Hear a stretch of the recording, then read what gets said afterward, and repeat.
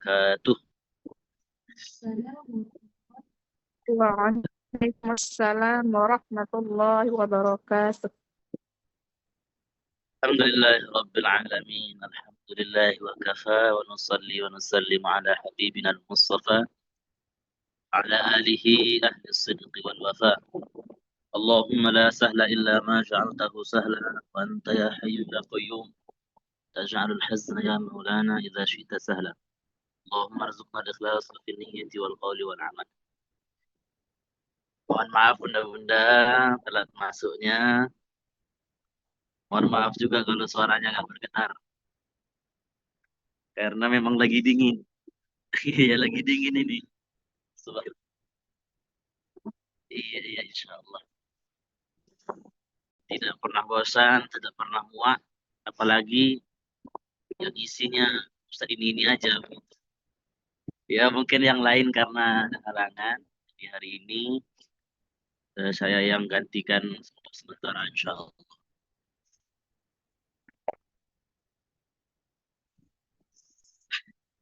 Dalam saja ya.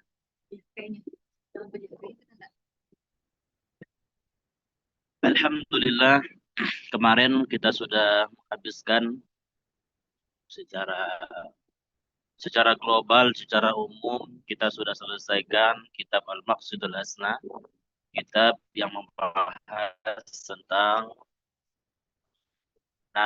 makna-makna sifat Allah Subhanahu wa taala yang maha mulia.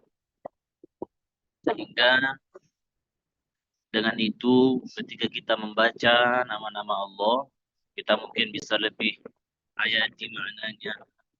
Dan ketika kita mengenal makna tersebut, kita paham makna tersebut, kita lebih kita berzikir ya Rahman ya Rahman ya Rahman ya Rahim, kita bisa mendalami makna tersebut. Alhamdulillah. Mudah-mudahan itu juga menjadi kebaikan bagi kita semua, jadi amal ibadah bagi kita semua. Mudah-mudahan teman-teman, sahabat kajian online yang dirahmati oleh Allah Subhanahu wa taala,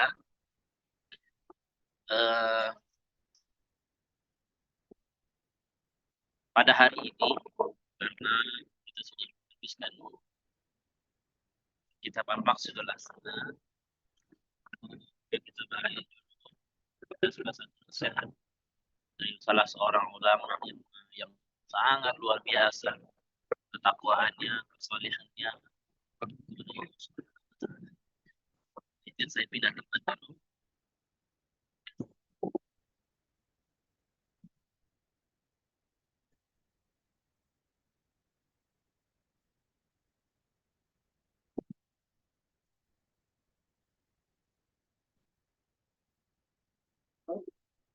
Dingin tak bisa kajian di dua ternyata.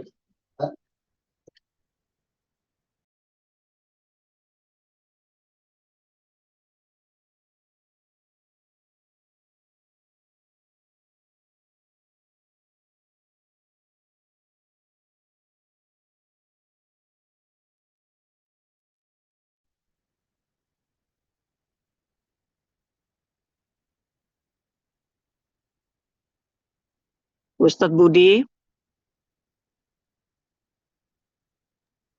Iya bunda. Oh iya, ada kendala nak? Lihat tadi soalnya di luar saya kira nggak terlalu dingin, ternyata dingin sekali. Oh begitu. Atau kalau memang agak ada kendala dengan Iya. signal, anu saja, ndak usah pakai gambar. Kalau kendala. Insya Allah bagus, bagus bunda insya Allah. Oh, oke nak lanjut. Oke siap bunda. Alhamdulillah. Ulang kembali, kita telah menghabiskan kitab Al-Maqsudul Asna dan hari ini kita akan membahas suatu nasihat daripada seorang ulama, seorang alim, seorang yang ketakwaannya luar biasa. Siapa nama beliau?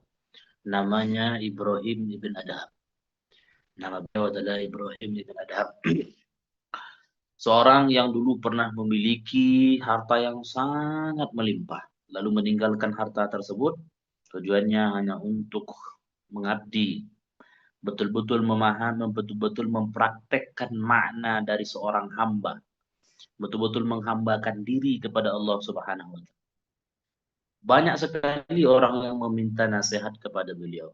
Banyak sekali ungkapan-ungkapan beliau yang dijadikan motivasi oleh orang-orang, baik orang yang ahli maksiat untuk menggapai keampunan dari Allah Subhanahu wa Ta'ala, atau bahkan orang-orang yang yang rutin melaksanakan ketakwaan supaya konsisten dalam melaksanakan ketaatan kepada Allah Subhanahu wa Ta'ala. Mungkin beberapa dari bunda-bunda, beberapa dari teman-teman yang dalam kajian ini mungkin sudah pernah mendengar nasihat yang beliau sampaikan baik dari para masyayikh, tapi kita mengulang kaji kembali dan insya Allah nanti akan kita musyawarahkan kitab apa yang selanjutnya akan kita bahas. Entah itu nanti kitab Aqidatul Muslimin atau kitab Maqsidut Talibin, tanya jawab, begitu ada, atau nanti kitab hadis Arba'in An-Nawawi. Insyaallah akan kita musyawarahkan. Suatu ketika Ibrahim ibn Adham ini datang ke suatu pasar di daerah Basrah. Kemudian melihat Ibrahim ibn Adham ini datang, para manusia waktu itu, orang-orang waktu itu berkumpul mengelilingi Ibrahim ibn Adham ini. Lalu mereka seraya bertanya kepada beliau, "Ya Aba Ishaq, ma lana nad'u fala yustajabu lana?" Kenapa kita berdoa tapi tidak dikabulkan kepada kita? Kenapa kami itu sering berdoa tapi belum lagi diijabah oleh Allah? Ya, karena menurut mereka mungkin dari firman Allah, ud'uni astajib lakum, yang maksud dengan ijabah di situ adalah dianugerahi apa yang mereka inginkan. Nah, ini sudah kita bahas di pertemuan yang lalu bahwa makna ud'uni astajib lakum itu ada dua makna.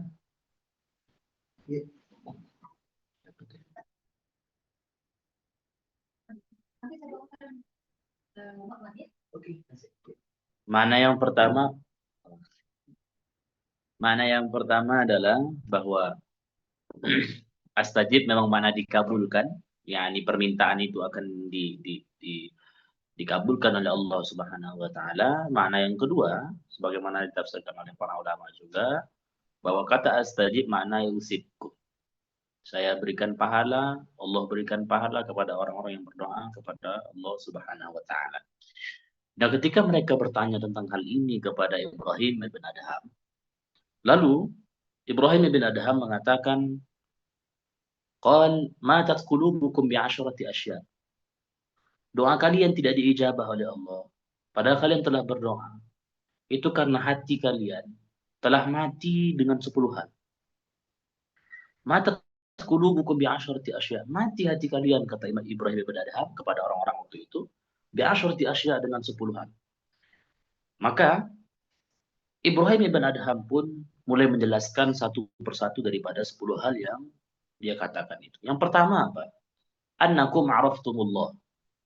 Kalian kenal Allah, kalian tahu Allah, kata Ibrahim ibn Adham. Falam tu'addu haqqah, tapi tidak betul-betul melaksanakan haknya Allah Subhanahu wa Ta'ala. Apa yang dimaksud? Banyak orang yang kenal Allah, tahu Allah, siapa Tuhan yang berhak disembah, siapa pencipta alam semesta ini. Dia pasti mengenal Allah Subhanahu wa Ta'ala dengan cara mengenal sifat-sifat bagi Allah, sifat yang wajib bagi Allah, sifat yang mustahil, dan sifat yang jaiz bagi Allah.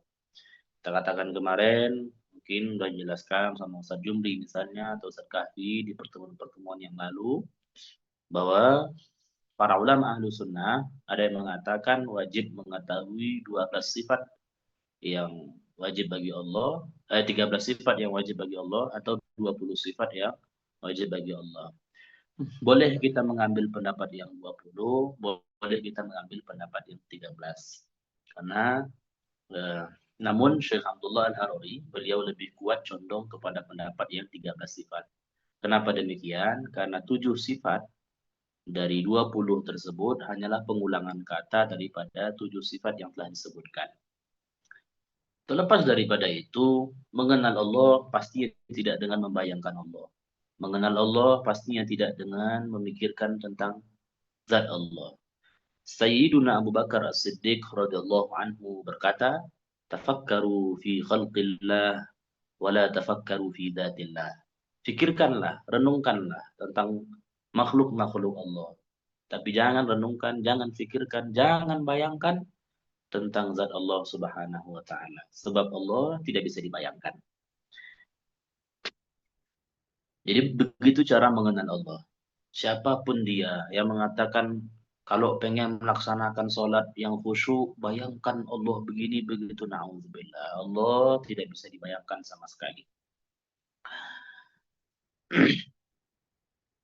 Khusyuk itu kan, karena saya jelaskan ini karena pernah dengar ada orang yang mengatakan demikian. Khusyuk itu adalah menghadirkan rasa takut kepada Allah, bukan membayangkan tentang Allah. Jadi tidak ada istilahnya orang kalau mau khusyuk dalam beribadah, khusyuk dalam melaksanakan sholat, lalu membayangkan Allah. Keliru. Keliru. Berarti kalau dibayangkan, berarti Allah Subhanahu wa taala memiliki ukuran bentuk. Sayyiduna Ali radhiyallahu anhu mengatakan, "Man za'ama anna ilahana mahdud, faqad jahila al-khaliq al-ma'bud." Barang siapa yang menyangka, yang mengira bahwa Tuhan kita yakni Allah itu memiliki bentuk, ukuran, faqad jahila al-khaliq al-ma'bud, maka dia tidak mengenal Allah. Kalau tidak mengenal Allah, konsekuensinya la tasihhul ibadah illa ba'da ma'rifatil ma'bud. Tidak sah amal ibadah kecuali mengenal Tuhan yang berhak dia sembah. Jadi yang pertama, annakum araftumullah. Kenal Allah. Ini salah satu di antara yang membuat hati mati. Kenal Allah, falam tu'addu haqqah. Tapi tidak menunaikan hak Allah Subhanahu wa taala.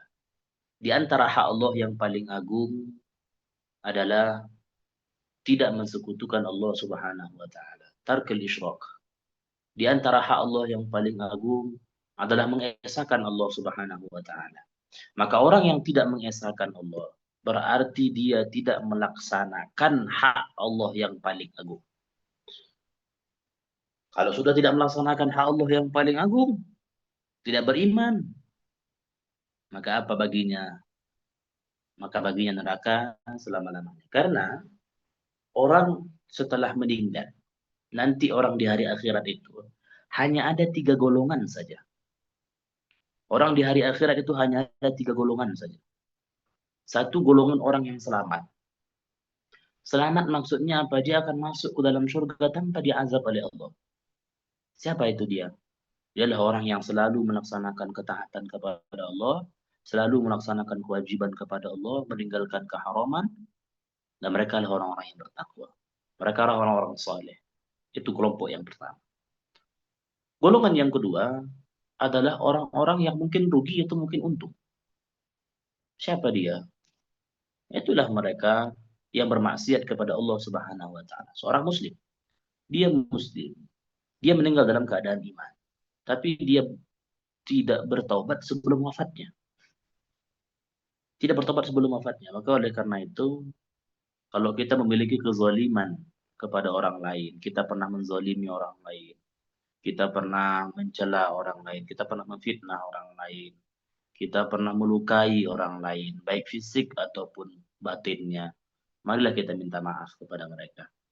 Kalau urusan kita dengan Allah, kita bisa misalnya kalau sholat itu diqadha, kalau puasa itu diqadha, kalau urusannya seperti karena minum khamar bisa diampunkan oleh Allah dengan kita cara istighfar dan meninggalkan serta bertobat bisa.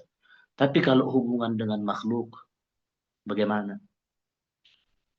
Bagaimana hubungan dengan makhluk bisa diampunkan oleh Allah kalau kita saja enggak minta maaf kepada orang yang buat? Bagaimana kesalahan kita terhadap orang lain bisa diampunkan oleh Allah sementara kita itu gengsi untuk minta maaf? Ayolah sama-sama kita perkuat ukhuwah Islamiyah. Kita perkuat tali persaudaraan kita. Sungguh sangat miris kalau kita melihat ukhuwah Islamiyah di zaman sekarang ini. Rasulullah Shallallahu Alaihi Wasallam mengatakan bahwa seorang itu al-muslim akhul muslim. Seorang muslim itu adalah saudara bagi muslim yang lain. Atau misalnya ada juga yang hadis yang mengatakan bahwa sehendaknya sehendaknya orang-orang Islam itu bagaikan satu tubuh, satu anggota tubuh. Apa maksudnya? Jika satu merasakan sakit, maka yang lain pun ikut membantu untuk menyembuhkan atau menghilangkan rasa sakit itu. Kita misalnya kalau kepala kita pusing, maka ada tangan yang membantu untuk memijit. Kita misalnya kalau seandainya mata kita kena debu, maka ada tangan yang bantu untuk menghilangkan. Kalau kepala pusing, maka badan pun ikut rebahan. Itulah sejatinya seorang muslim. Bukan malah memfitnah yang lain. Bukan malah menghina yang lain. Atau menzalimi yang lain. Nah, kelompok yang kedua ini, mereka lah orang-orang yang tinggal dalam keadaan Islam namun bermaksiat kepada Allah. Ini ada dua kemungkinan. Kemungkinan pertama, diampunkan oleh Allah dosanya, sehingga dia bisa langsung masuk ke dalam surga. Kemungkinan kedua, dia tidak diampunkan oleh Allah dosanya, sehingga dia diazab terlebih dahulu di dalam neraka. Ini yang kedua. Yang ketiga adalah orang yang tidak akan mendapatkan ampunan oleh Allah Subhanahu wa taala. Tidak akan mendapatkan ampunan dari Allah Subhanahu wa taala. Siapa mereka? Mereka lah yang mati dalam keadaan tidak beriman. Mati dalam meyakini bahwa Allah berada di suatu tempat atau arah misalnya. Ya, mati dalam keadaan dalam meyakini bahwa Allah itu berbentuk seperti fisik, berfisik, memiliki fisik. Meyakini akidah-akidah yang di luar akidah Ahlussunnah wal Jamaah misalnya. Atau bahkan dia terang-terangan menampakkan kekufurannya dengan mengatakan tidak percaya kepada Allah, tidak percaya kepada Tuhan, atau meyakini bahwa Allah itu zalim. Nah, orang yang seperti ini, maka mereka tidak akan mendapatkan ampunan dari Allah Subhanahu wa taala. Innallaha la yaghfiru an yushraka bih wa yaghfiru ma duna dzalika liman yasha. Sesungguhnya Allah tidak akan mengampuni dosa orang-orang yang wafat dalam keadaan syirik, yang mati dalam keadaan menyekutukan Allah. Dan Allah akan mengampuni dosa-dosa orang yang meninggal selain dalam keadaan syirik. Mudah-mudahan kita termasuk orang-orang yang diampunkan oleh Allah Subhanahu wa taala dosa. Amin ya rabbal alamin. Nah, mereka lah yang tak. Itulah yang kelompok yang ketiga tadi, itulah mereka yang tidak betul-betul melaksanakan hak Allah. Tidak melaksanakan hak Allah yang paling agung. Atau tidak memenuhi kewajiban. Itu termasuk juga orang-orang yang dikatakan oleh Ibrahim ibn Adham ini. Araftumullah falam tu'addu haqqah. Tak betul-betul melaksanakan haknya Allah. Kewajiban ditinggalkan. Apa contoh meninggalkan kewajiban? Setiap orang wajib mempelajari ilmu agama. Ada kadar ilmu agama fardu ain yang harus dia pelajari. Kalau dia wafat dalam keadaan belum mempelajari itu, atau tidak mempelajari itu, maka dia wafat dalam keadaan tidak benar. Wafat dalam keadaan bermaksiat kepada Allah Subhanahu wa taala. Itu konsekuensi yang pertama. Konsekuensi yang kedua,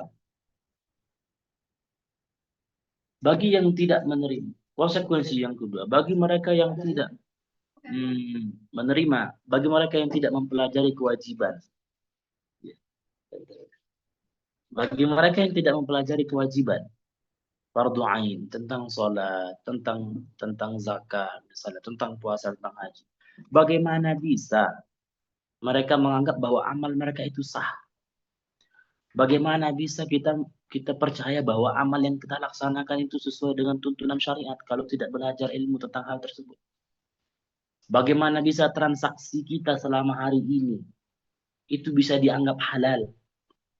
Bagaimana bisa kita percaya bahwa apa yang dimasukkan dalam mulut ini kemudian dicerna oleh perut itu adalah hal yang halal?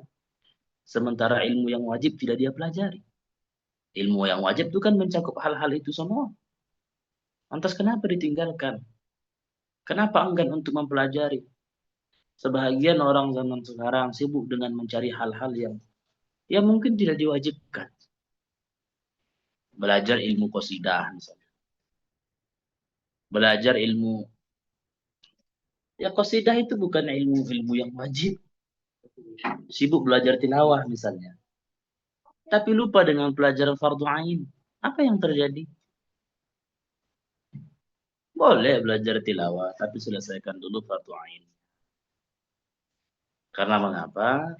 Tilawah hukumnya, belajar tilawah itu ya tidak diwajibkan bagi setiap orang. Maksudnya tilawah yang ini ya, bukan membaca Al-Quran dengan baik dan benar, bukan itu. Tilawah yang bernada-nada itu. Kenapa harus meninggalkan hal yang wajib? Itu kan kewajiban, itu kan hak Allah yang harus kita tunaikan, yang harus kita laksanakan. Maka jangan heran ketika seandainya kita itu ketika diuji oleh Allah Subhanahu wa taala sedikit untuk menyadarkan kita, bahkan kita tidak sadar sama sekali. Musibah itu kan kadang datang tujuannya untuk memberikan kita faham, menyadarkan kita. Kamu ditegur oleh Allah. Kamu disadarkan oleh Allah. Kamu sudah terlalu jauh lalai. Tapi kadang banyak orang yang mendapatkan musibah, bukan hal itu yang dia ambil, bukan itu yang dia ambil hikmahnya. Bukan itu yang dia petik hikmahnya. Tapi na'udzubillah wal a'yadzubillah, malah ingkar kepada Allah, malah mengatakan Allah tidak adil. Ini yang pertama. Yang kedua, za'amtum annakum tuhibbuna Rasulullah, thumma taraktum sunnatah. Yang kedua yang membuat hati kita itu bisa mati, kata Ibrahim bin Adham adalah, kalian mengaku cinta Rasulullah, tapi meninggalkan syariatnya, meninggalkan ajaran Rasulullah. Ajaran Rasulullah, kana Allah wa lam yakun syai'un ghair. Dialah Allah yang ada pada azal dan tidak ada sesuatu selain Allah. Rasulullah mengatakan, syariat Rasulullah mengatakan, la fikrata firrab. Allah tak boleh dibayangkan. Syariat Rasulullah sallallahu alaihi wasallam mengatakan bahwa Allah Subhanahu wa taala, Rasulullah kan juga baca Al-Qur'an. Walam yakul lahu kufuwan ahad. Banyak syariat-syariat Rasulullah yang ditinggalkan oleh orang-orang kebanyakan pada zaman sekarang ini. Sehingga dia mentasbihkan Allah, menyerupakan Allah. Ini dari segi tauhid. Syariat dari segi ibadahnya. Rasulullah mengatakan bahwa wajib hukumnya mengkodok salat apabila meninggalkan salat. Ada orang dengan gagah dan lantangnya tanpa ada rasa malu sama sekali, memakai peci, memakai jubah, memakai sorban, bergaya seolah pegang mikrofon mengatakan tak wajib kodok salat. Na'udzubillah wa na'udzubillah. Lantas apa manfaat Rasulullah mengatakan man nama an salatin aw nasiyaha falyusalliha idza dzakaraha la kafarata la illa dzalik? Apa manfaat Rasulullah mengatakan hal itu? Katanya kalau kita meninggalkan sholat yang wajib bisa diganti, ditutupi dengan amal-amal yang sunnah. Berlandaskan innal hasanat tuzhibna sayyi'at, yuzhibna sayyi'at. Subhanallah, subhanallah. Itulah pentingnya seseorang mempelajari ilmu agama. Bukan hanya sekedar membaca. Itulah pentingnya kita bertalaqi. Nanya, apa itu makna innal hasanat yuzhibna sayyi'at? Apa yang dimaksud dalam kata-kata tersebut? Apakah makna kata tersebut bahwa semua amal dosa buruk kita, apakah semua dosa besar yang kita laksanakan itu bisa ditutupi dengan perbuatan-perbuatan baik walaupun itu sunnah? Nah, inilah pentingnya talaqi. Mungkin kita sudah pernah mendengar cerita dulu ada orang yang tidak bertalaqi dalam ilmu kesehatan. Yang dikatakan itu dalam ilmu kesehatan. Tertulis di dalam kitab itu, habbatus sauda syifa'un likulli da. Tapi karena dia tidak bertalaqi dan kitab ini sudah lama, kitab ini milik ayahnya, buku panduan medis ini punya ayahnya. Ternyata ada titik tambahan. Hayyatus sauda syifa'un likulli da. Kalau habbah tadi artinya adalah Habbatus sauda jintan hitam, hayyatus sauda ular hitam.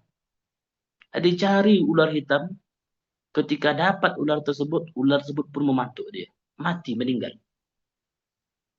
Dalam urusan dunia saja, talaqi itu sangat penting, apalagi dalam urusan akhirat. Saya contohnya nih kepada bunda-bunda, kepada teman-teman misalnya. Saya ini kan bukan orang medis, bukan ahli dalam kesehatan. Nah, tiba-tiba saya ada orang yang pengen operasi jantung. Terus saya katakan, sini saya yang operasi. Orang kan tentu bertanya kan pada saya, loh, emang Ustadz bisa operasi? Bisa mengoperasi? Apakah ada ijazahnya? Apakah ada ijazah spesialisnya? Apakah pernah sekolah di kedokteran? Akademi kedokteran, apakah pernah berkecimpung di bidang itu? Lalu saya mengatakan, nah, saya tidak pernah belajar. Saya pernah membaca. Kira-kira, ada enggak orang yang mau saya operasi? Kalaupun ada, berarti itu sudah hilang akal sehatnya. Kalaupun ada, begitu. Ini menunjukkan apa? Dalam ilmu dunia saja butuh kepada talaqi. Apalagi dalam urusan akhirat. Kembali kita, yang kedua tadi. Za'amtum annakum tuhibbuna Rasulullah, summa taraktum sunnah. Mengaku cinta Rasulullah tapi meninggalkan syariat. Di antara salah satu syariat Rasulullah sallallahu alaihi wasallam apa? Al-amru bil ma'ruf wan nahyu 'anil munkar. Selalu mengajak kepada kebaikan, selalu mencegah daripada kemungkaran. Jangan pernah kita tinggalkan hal itu. Saya tak bisa menjelaskan, Ustaz. Saya ini baru belajar, baru tahu ini, baru tahu itu. Jelaskan apa yang bisa. Jelaskan apa yang pernah dipelajari. Ya pastinya jangan berfatwa tanpa ilmu. Jangan mengatakan hal yang tidak pernah kita dengar. Kemudian yang ketiga, qara'tumul Qur'ana wa lam ta'malu bih. Kalian baca Al-Qur'an, sering baca Al-Qur'an. Sering mempelajari Al-Qur'an. Wa lam ta'malu bih, tapi tidak pernah mempraktekkannya. Artinya belum sempurna prakteknya. Salah satu contoh kasusnya kadang lucu juga kita tuh. Jelas sekali dalam surah Al-Maidah ya 6 itu. Ya ayyuhalladzina amanu idza kumtum ila sholati faghsilu wujuhakum wa aydiyakum ila al-marafiq wamsahu bi ru'usikum wa arjulakum ila al-ka'bayn. Itu kan udah jelas itu kan. Ada orang yang mengatakan rukun wudu itu yang wajib dibasuh ketika wudu hanya dua, wajah dan telapak tangan. Yang lainnya sunnah. Subhanallah. Baca Al-Quran, hafal Al-Quran dia. Lulusan luar negeri.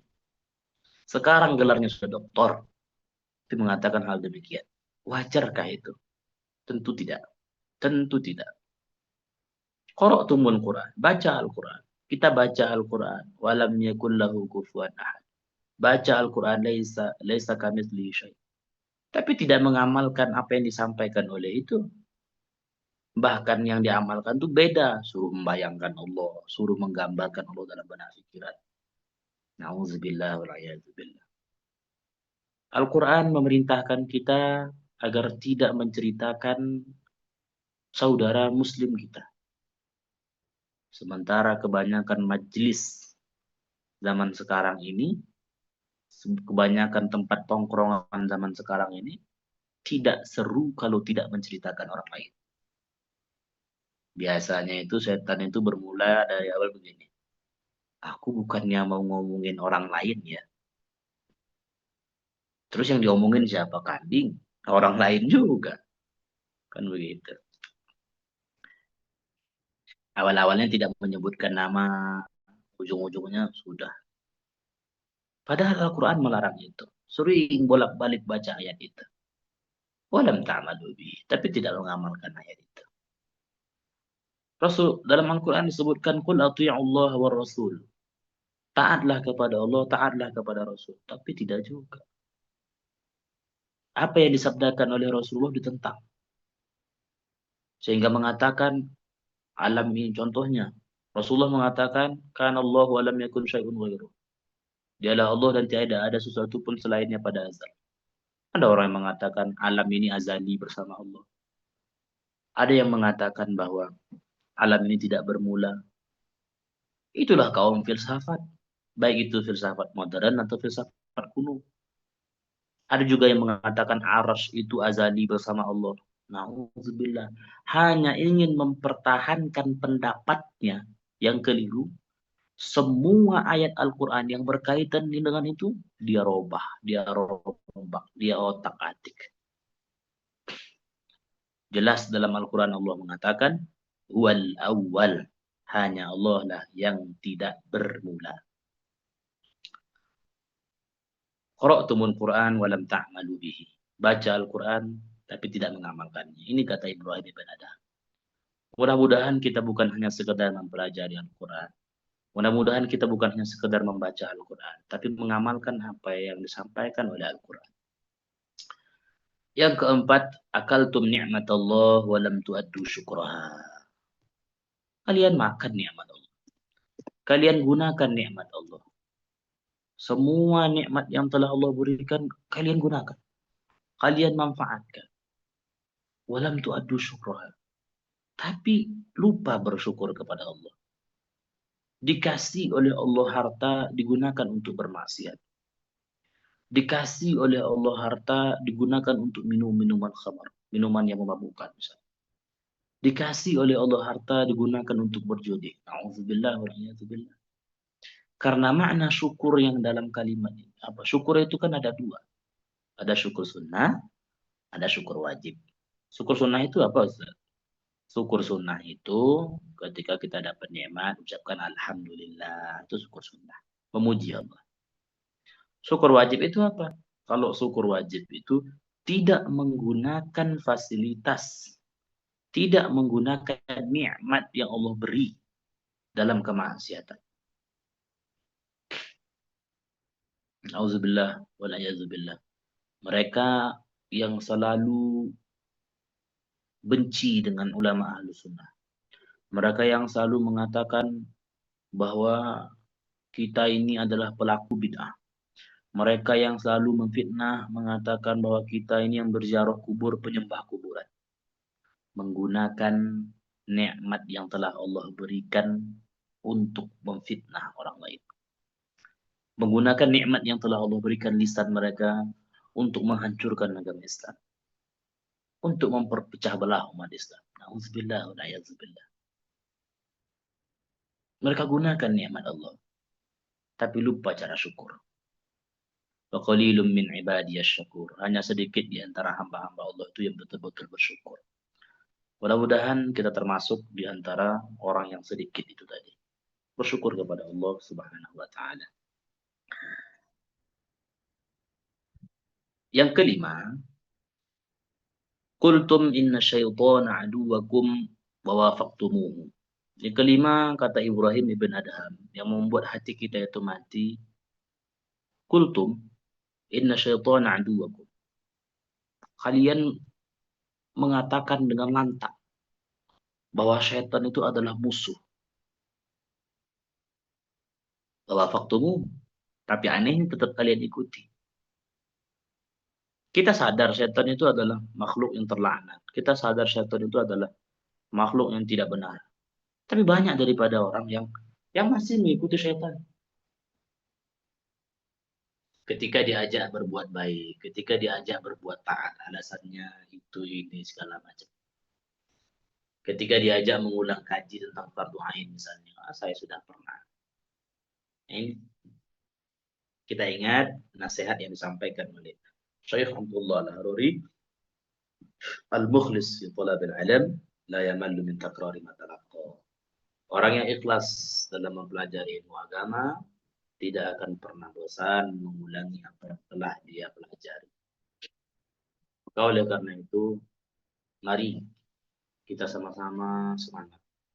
Mari kita sama-sama tingkatkan kualitas ibadah kita sama Allah. Tingkatkan semangat juang kita untuk mempelajari ilmu. Jangan pernah bosan. Khususnya nasihat untuk diri saya sendiri. Jangan pernah bosan. sebanyak apapun pengetahuan ilmu agama yang telah kita pelajari, tak ada salahnya mengulang. Karena setiap kali pengulangan, pasti ada hal yang baru yang mungkin belum pernah kita dapatkan sebelumnya.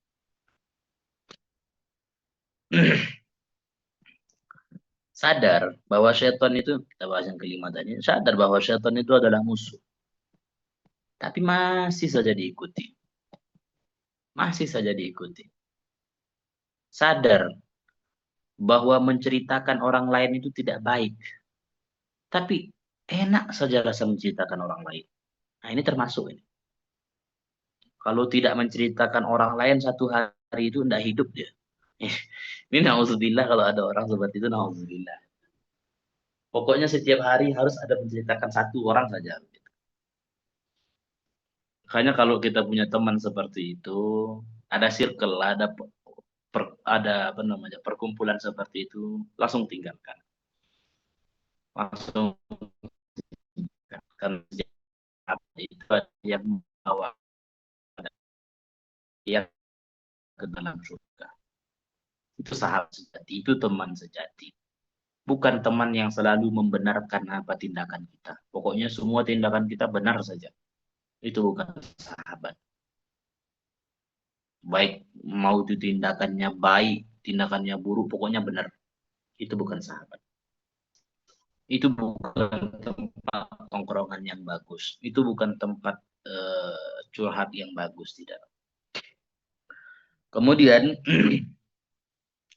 yang keenam, qultum innal jannata haqqun falam ta'malu laha. Kalian yakin, kita mengatakan bahwa surga itu ada. Mungkin sudah dijelaskan sama Ustaz Jumri barangkali ya, bahwa surga itu diantara sifatnya di dalam surga tidak ada orang yang sakit, tidak ada orang yang buang air kecil atau buang air besar. Kita tahu surga, kita tahu sifat-sifat surga, kita kenal dengan surga. Maksudnya kita kenal dengan surga lewat, kita mengetahui surga maksud. Kita yakin surga itu ada. Falam ta'madu laha. Tapi kita tidak pernah berusaha untuk bisa masuk surga. Maksudnya tidak pernah, tidak betul-betul. Hari ini sholat, besok tidak. Hari ini belajar, besoknya malas. Hari ini, subhanallah, kadang baik, besoknya sudah hilang lagi. Padahal sadar neraka, surga itu ada, nyata sekali. Ada, sudah diciptakan oleh Allah. Telah tercipta itu surga. Pasti adanya. Dalam hadis disebutkan banyak sekali, dalam Al-Quran banyak sekali. Tapi semangat kita untuk menggapainya itu kurang. Kalau dalam doa, ya memang dianjurkan oleh Rasulullah. Doa itu ketika kita minta surga, maka mintalah Firdaus. Nah, doanya luar biasa, mintanya Firdaus al-A'la. Allahumma adkhilna al-Firdaus al-A'la. Ya Allah, masukkanlah kami ke dalam surga Firdaus yang paling tinggi. Doanya luar biasa. Lama doanya. Tapi sholatnya bolong-bolong. Qodoknya belum dilaksanakan. Kodok puasanya ditunda-tunda. Dulu pernah tidak berzakat, dia tidak ditunda-tunda untuk mengeluarkan zakatnya kembali. Orang kalau seandainya puasa, ada tanggung jawab puasa, kemudian ditunda-tunda, susah nantinya. Sholat ditunda-tunda untuk mengkodoknya, tidak boleh. Laksanakan sholat itu, kodok laksanakan. Kalau tidak ada kodok, bagaimana ya sudah, berarti cari hal-hal kewajiban lain. Kewajiban misalnya. Saya dulu pernah belajar ilmu fardhu ain Ustaz, tapi lupa lagi laksanakan, belajar kembali, diulang kaji kembali. Nah begitu. As-samin, sabi' yang ketujuh. Qultum inna an-nara haqqun wa lam tahrabu minha. Kalian yakin sekali, kata Ibrahim ibn Adham. Yakin kita bahwa neraka itu pasti ada. Tapi tak pernah berusaha untuk menghindari. Sama tadi, percaya dia surga itu ada, tapi tidak betul-betul berusaha untuk menggapai surga itu. yakin bahwa neraka itu ada, tapi tidak betul-betul berusaha untuk menghindari neraka. Kita baca ayat Al-Quran, kullama nadijat juluduhum baddalnahum juludan ghairaha liyadzuqul azab. Setiap kali kulit-kulit itu nanti terbakar hangus, meleleh, kemudian digantikan dengan kulit baru di antara azab neraka itu. Tahu kita di antara azab neraka itu azab yang tidak akan terputus bagi orang-orang yang meninggal dalam keadaan kafir misalnya. Azab neraka itu sangat pedih. Api neraka itu dipanaskan oleh Allah 3000 tahun lamanya. Tahu kita. Alam tahrubu minha. Tapi kata Ibrahim ibn Adam, tidak betul-betul berusaha untuk menjauh daripada neraka. Nah, ini hal yang bisa membuat hati kita itu mati. Ini hal yang bisa membuat kita tuh tak lagi bisa menerima kebenaran. Ini yang membuat kita tuh tak lagi bisa menerima kebaikan. Ketika yang ngomong lebih kecil, ketika yang ngomong lebih muda, ketika yang ngomong tidak punya detail, meskipun yang diomongkan itu kebaikan, kita tolak. Nauzubillah wa iyadzubillah. Itu namanya mutakabbir. Itu namanya orang yang sombong, takabur. Orang yang sombong, orang yang sombong nanti di hari kiamat bagaimana? Akan dikumpulkan dalam bentuk yang kecil. Pada masyarakat akan dikumpulkan dalam bentuk yang kecil. Sehingga dipijak-pijak oleh orang-orang yang lewat. Bayangkan satu orang dipijak oleh ribuan orang. Mati kah Ustaz? Tidak ada kematian setelah hari kebangkitan. Jadi jangan sesekali menyombong. Wala la tamshi fil ardi maraha. Jangan hidup di atas bumi Allah ini dalam keadaan sudah dalam kesombongan. Itu firman Allah. Yang kedelapan, qultum innal mauta haqqun falam tasta'iddu laha. Kalian itu yakin sekali mengatakan, kata Ibrahim bin Adam, bahwa kematian itu pasti. Ya siapa sekarang yang tak percaya kematian? Jelas sekali. Tidak butuh kita keluarkan hadis, kita keluarkan ayat Al-Quran. Faktanya sudah sangat jelas. Kematian itu pasti ada. Walam tasta'iddu lahu, tapi tak pernah bersiap untuk mati. Tidak pernah bersiap untuk mati. Sekarang bunda-bunda sekalian, teman-teman sekalian, coba hari ini kita renungkan, kita pegang dada kita ini, tundukkan pandangan. Renungi betul-betul, tutup mata tuh. Apa yang telah kita persiapkan untuk kematian? Apa? Apa yang telah kita persiapkan? Belajar ilmu fardu ain. Ini maksudnya bukan hanya sekedar apa namanya. Ini hanya sekedar mengingat. Bukan berarti contoh-contoh yang saya sebutkan dari awal tadi tertuju kepada jamaah yang ada dalam kajian ini, tidak. Ini kita hanya melihat fakta yang betul, yang banyak sekali terjadi saat sekarang. Ilmu fardu ain tidak selesai, tidak belajar. Subhanallah, na'udzubillah. Aqidah ketika dikasih tahu tentang kebenaran tidak menerima. Lantas apa yang telah dipersiapkan untuk kematian? Sedekahnya kadang campur riya. Salatnya kurang khusyuk, tidak khusyuk malah. Puasanya apa misalnya? Ada rukun syarat yang tertinggal. Atau tidak ikhlas berpuasa hanya karena takut dimarah orang tua, takut hanya karena malu sama anak. Ini tidak ikhlas beramal ibadah. Lantas apa yang telah dipersiapkan untuk hari kematian? Di saat sekarang ya kita masih bisa tertawa di atas dunia ini. Kita masih bisa tertawa. Kita masih bisa tersenyum. Kita masih bisa bercanda gurau dengan teman. Nanti di dalam kuburan ketika kita sendirian, gelap gulita, tiada orang lain. Bahkan yang mengantarkan kita ke dalam kuburan nanti adalah orang yang selama hari ini kita sayang-sayang di dunia. Keluarga kita. Mereka nanti yang memandikan, mereka nanti yang mengkafankan, mereka nanti yang memasukkan ke dalam liang lahat, dan mereka yang ikut mengangkat tanah untuk dikuburkan. Kalau tidak ada persiapan kita saat di dunia ini, lantas apa yang bisa kita banggakan nanti di hari akhirat, di dalam kuburan di hari akhirat, apa yang bisa kita banggakan? Fa'amma man utiya kitabahu biyaminihi fasawfa yuhasabu hisaban yasira. Kalau orang tersebut dikasih uh, catatan kebaikannya dari arah kanannya, maka dia akan dihisab dengan hisab yang ringan. Wa yanqalibu ila ahlihi masrura. Dia akan kembali bertemu dengan keluarga-keluarganya di surga. Maksudnya keluarga-keluarga ahli itu maksudnya ahli surga. Wa amma man utiya kitabahu wara'a dhuhrih. Adapun orang yang nanti dikasih catatan amal dari arah belakang, fasawfa yad'u subura. Celaka lah. Celaka. Wa yasla sa'ira. Nanti akan dibakar dengan api neraka. Maka oleh karena itu apa yang telah kita persiapkan sebelum kita wafat? Wafat tidak ada yang tahu. Orang yang wafat detik ini sama seperti kita, yakin satu detik ke depan kita masih hidup. Orang yang wafat hari kemarin sama seperti kita, dia yakin bahwa hari ini bisa hidup. Al-mautu ya'ti faja'ah. Mati datang tiba-tiba.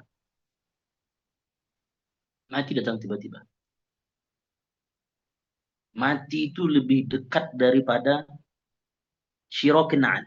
Ini tali sendal itu. Lebih dekat.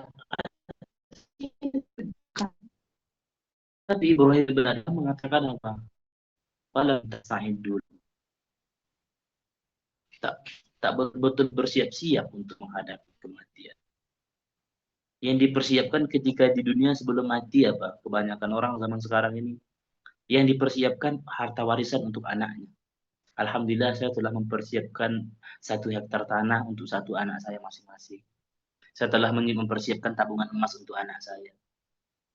Padahal ada yang lebih besar daripada itu yang harus dia siapkan untuk anaknya. Pendidikan ilmu agama, ilmu fardu ain, ilmu tanzih, ilmu yang mensucikan Allah. Itulah yang harus diberikan bekal kepada anaknya. Itulah yang harus diajarkan kepada anaknya. Bukan malah sibuk menyiapkan harta untuk anaknya. Subhanallah, alhamdulillah. Mudah-mudahan kita termasuk orang-orang yang selalu memikirkan hari setelah kematian. Karena kata Rasulullah, Az-Zakiyul Fatin, orang yang cerdas, orang yang bijaksana itu siapa? Adalah orang yang selalu orang-orang yang man amila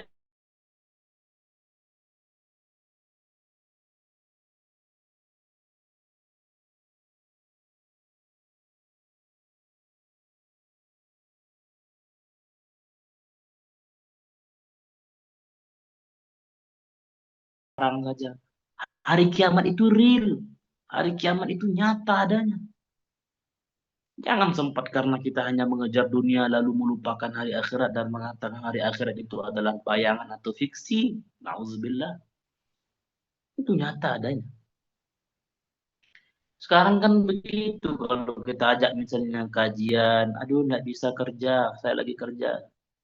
Ayolah luangkan waktu, hidup uang, hidup kalau tidak punya uang tidak hidup. Auzubillah. Ya, itulah di antara salah satu ujian yang Allah hadirkan kepada manusia. Itu kan sudah jelas sekali, sudah jelas sekali. Maka mari kita renungi apa yang telah kita persiapkan untuk hari kematian kita. Berusaha kita ingatkan satu sama yang lain, nasihati satu sama yang lain. Dengan tujuan menggapai ridha Allah Subhanahu wa taala. Yang kedelapan, yang kesembilan, ishtaghaltum bi'uyub.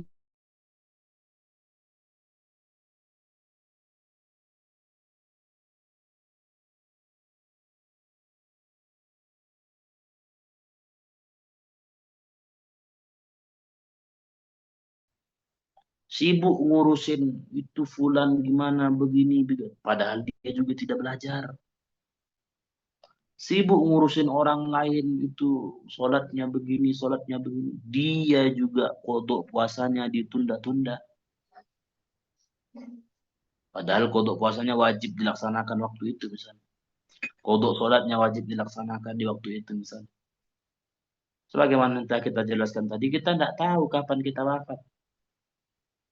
Besoklah saya kodok sholat saya. Yakinkah besok kita masih bisa hidup? Sibuk dengan aib orang lain. Kalau menceritakan orang lain semangat sekali. Semangat sekali. Tapi giliran dia disuruh memikirkan tentang aib-aibnya sendiri, subhanallah. Makanya di antara 7 golongan. Di antara 7 golongan itu yang mendapatkan naungan di hari kiamat itu siapa? Orang-orang yang berzikir mengingat Allah Subhanahu wa taala, kemudian menetes air matanya, mengingat dosanya. Kemudian betul-betul bertaubat kepada Allah. Itu di antara salah satu golongan yang akan dilindungi oleh Allah, dinaungi oleh Allah Subhanahu wa taala di hari kiamat nanti dengan pertolongan Allah. Yang kedelapan, yang ke-10, maka oleh karena itu jangan sibuk dengan aib orang lain, sibuklah dengan aib kita sendiri. Apa dosa yang telah kita laksanakan? Apa kewajiban yang belum kita tunaikan? Apa kewajiban yang belum kita tunaikan? Nyamankah hidup kita setiap harinya sementara masih ada kewajiban yang belum terselesaikan? Adakah orang nyaman hidup seperti itu? Bisakah dia hidup tenang, bernafas dengan tenang ketika ada kewajiban yang dia tinggalkan? Bisakah seperti itu hidup? Bisakah dia nyaman dengan hidup seperti itu? Na'udzubillah, kita tuh tidak bisa membayangkan bagaimana dia bisa nyaman hidup tanpa melaksanakan kewajiban itu bagaimana. Yang terakhir, al-ashir, ke-10, dafantum mautakum walam ta'tabiru bihim. Kalian menguburkan orang-orang yang mati, orang-orang yang meninggal, tapi tak pernah mengambil pelajaran. Kita kalau ada orang yang meninggal, kita datang menayat. Tapi coba kita bayangkan, apa pelajaran yang telah kita ambil dari orang yang meninggal itu? Apa di antaranya? Di antaranya adalah setelah mati tak ada lagi kesempatan kita untuk berbuat baik, tak ada. Amal yang kita tanam sebelumnya lah itu yang akan kita bawa nanti. Apa di antara pelajaran yang bisa kita ambil daripada kematian itu? Ketika kita melihat orang yang mati, ketika kita melihat orang yang meninggal. Harta yang selama hari ini dia kumpulkan dengan jerih payah, berangkat pagi, pulang malam, berangkat malam, pulang pagi. Siapa yang menikmati itu semua? Bukan dia. Bahkan mungkin nanti akan dinikmati oleh orang yang tidak dia sukai. Tapi kalau kita menanam amal ibadah di dunia ini, siapa yang menikmati? Kita sendiri. Tidak akan bergeser kepada orang lain. Man ya'mal mithqala dzarratin khairan yarah. Barang siapa yang melaksanakan amal sekecil darah pun akan nanti ditunjukkan, akan diberikan balasan. Itu kalau yang kita tanam adalah amal ibadah.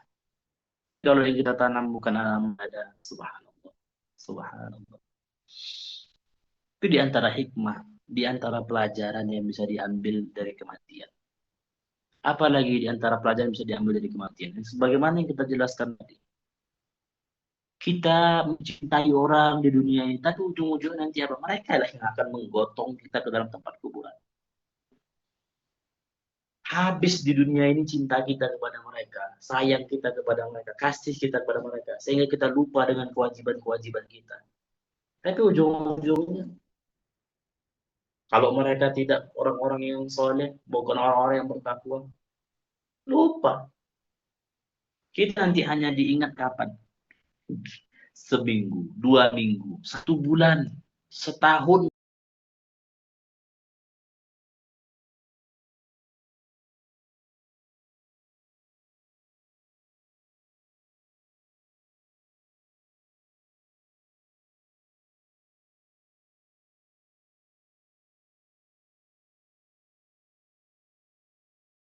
Ada kendala kah?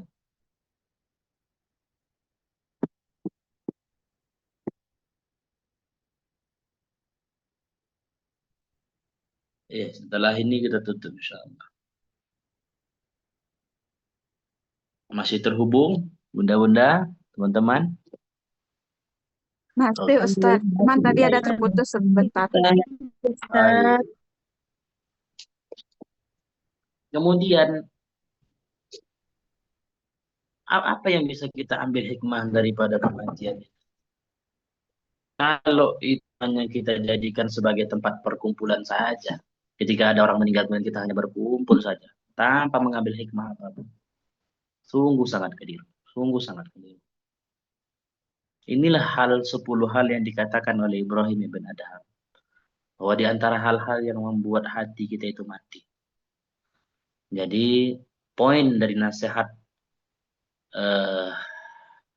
yang disampaikan oleh Ibrahim ibn Adham ini bukan di malana nad'u fala yustajabu lana, bukan di situ. Bukan di masalah kenapa doa kita tidak dikabulkan. Tapi kalau kita pengen merenungi lebih dalam lagi, bahwa yang ingin disampaikan oleh Ibrahim bin Adham ini, matat qulubukum bi asyarati asya. Hati itu sudah mati dengan 10 hal ini. Karena hati itu mati dengan 10 hal ini, maka itu orang masih bertanya tentang kenapa doa kita tidak dikabulkan. Kalau hati dia masih hidup percaya kepada Allah, kalau hati dia itu masih hidup selalu melaksanakan ketaatan kepada Allah, maka pertanyaan itu tidak akan muncul.